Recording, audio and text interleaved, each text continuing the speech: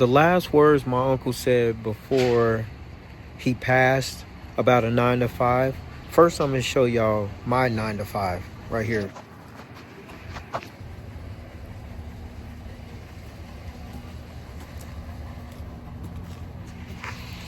Quite a mess, huh?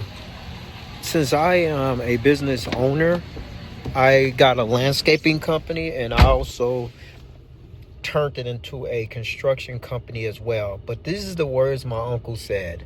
That's my 9 to 5. This is the words my uncle said. He said, "Come here, boy. Come here. Come here. Come here." Because I was hard-headed. You know, I was young. I didn't listen to him. I let one ear go out the other. And he was a janitor. A janitor, cleaning. And I didn't realize the concept. I was like, man, that ain't no money. I want to make some real money fast. And so he said, come here, let me talk to you. He said, I'm going to tell you this.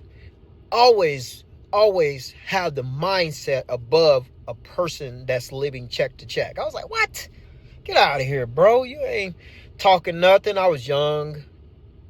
I wasn't listening. I was young, unwise. I wasn't dumb because I don't put those words I don't speak those words. I was unwise. I was young. And I was immature. I will say that. And so he said these. And he's not with us no more. He passed of brain cancer. So he didn't have much long. But he said this. He said, let me tell you how and this is the crazy part. Let me tell you how I became a millionaire by cleaning, a janitor.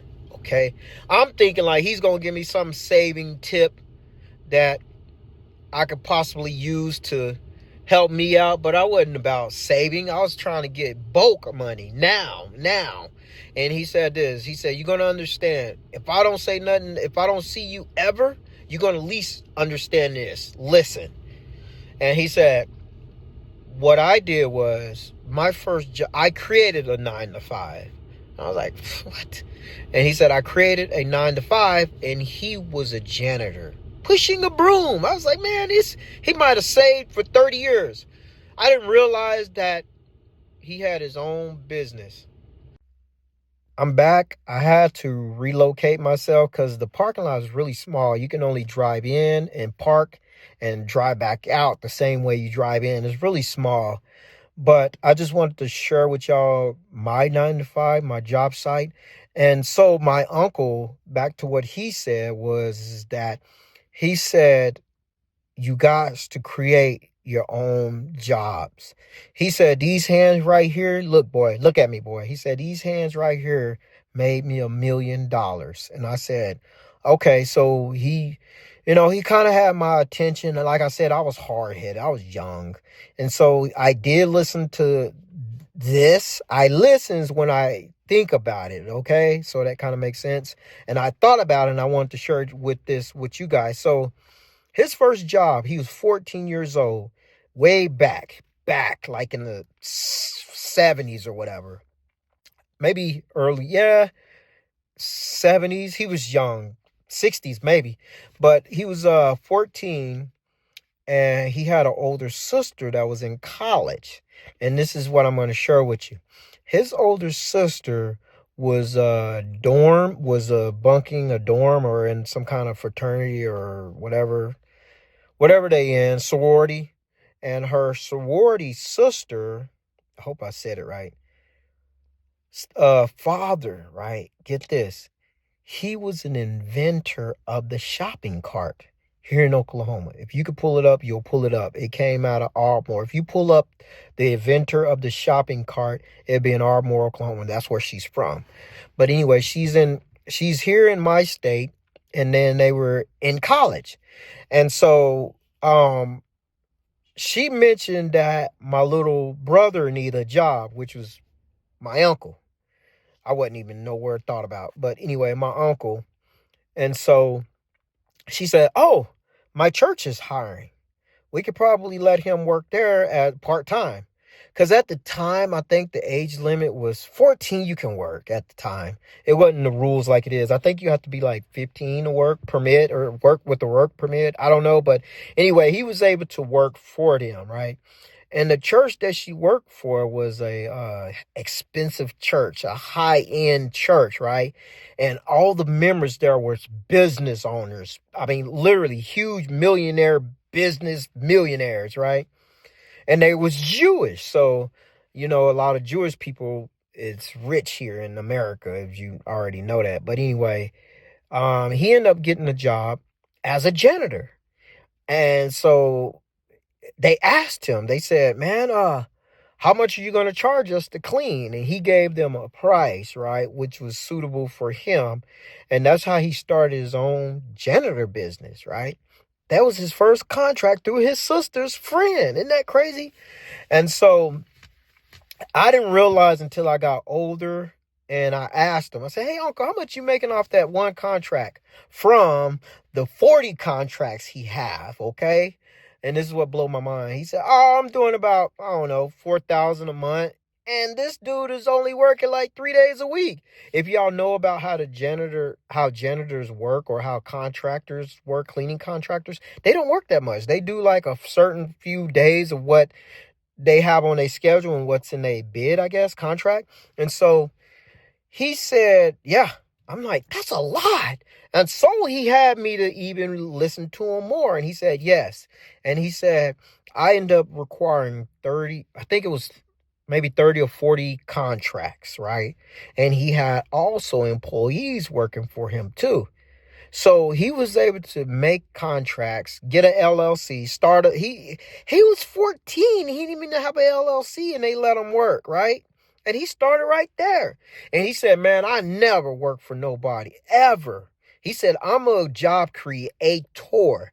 I'm not a job worker. I'm a job creator. And he said, when I got in this business, I stopped working in his business, and I started working on the business. So he was making sense. And then he said, I got my money in the stocks and bonds and high-end dividends.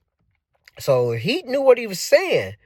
And I was like, man, he ain't got no. And then he showed me his bank account statement. Bro had a like 1,900,000.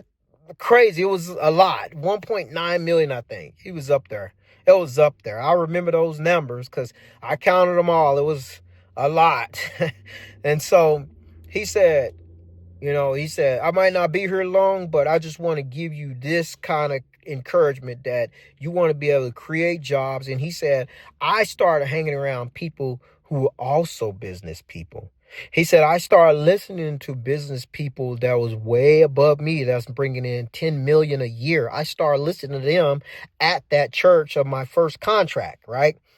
And he said he was listening to them, and they was just teaching him the ropes. Said, hey, you need do this, young man. Do this, do this, do this. And he said, yeah, I'll do it. And he did it. And that's how he was able to become wealthy as what he did.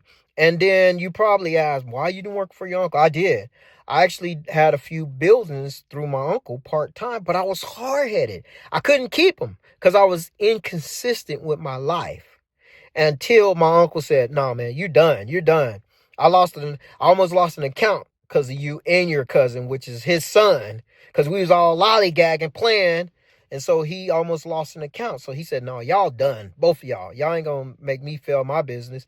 And I know that's how family is. If you mess up, they'll cut you off. Just like if my family mess up, I'll cut them off on the business end. Okay? Who many of you in here got a business and y'all don't let y'all family work for it? Type it in the comment section. But back to what I was saying. And so he cut us off, and I only worked for him when I really needed the money. He knew that I was out and about. He said, yeah, I'll give you this, but I'm coming with you to do it correctly. And he did that, and I made some money off of that. But I wasn't thinking, because he said it took him a long time to build it, and I didn't have time. I was ready to get going. And so my point is that his last words was that you guys to always create a better mindset for yourself and hang around the right people that's just going to hang around people that's going to motivate you to grow more. And that's what he told me. And he said, man, I went to high school. I didn't even go to college. He said, I picked up a broom and a mop, and look, I made $1 million off that. And he said, you can too. not pick up a broom and mop if you want, but you can use your hands in this. He said first it starts with him up there, and then this, and then this, and you could make $1 million. And so that's what got me when I left my 9 to 5 to start creating a job from my uncle. His inspiration inspired me to create a job, which is a home service business. And now we're in the construction. We got a landscaping coming down. We're into construction. So I'm pretty blessed and I'm happy, and I give God all the glory, all the glory. And so I just want to share this with you guys. If you had a 9 to 5, start listening to podcasts.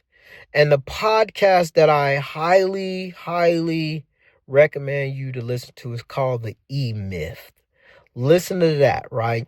And then there's another book by Todd, the owner of Transformation Church, Michael Todd, or Mike Todd. It's called Crazy Faith. I'm sorry, my mind. It's called Crazy Faith. Read that book and listen to that also other book called The E-Myth, and it will change your life. And I just want to give those 2 books to you to let you know. Read Crazy Faith by Michael Todd, and then The E-Myth book. Grab those, read them.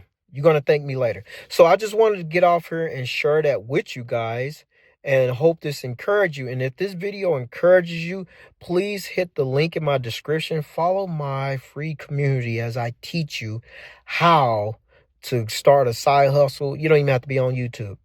Thank you, and God bless.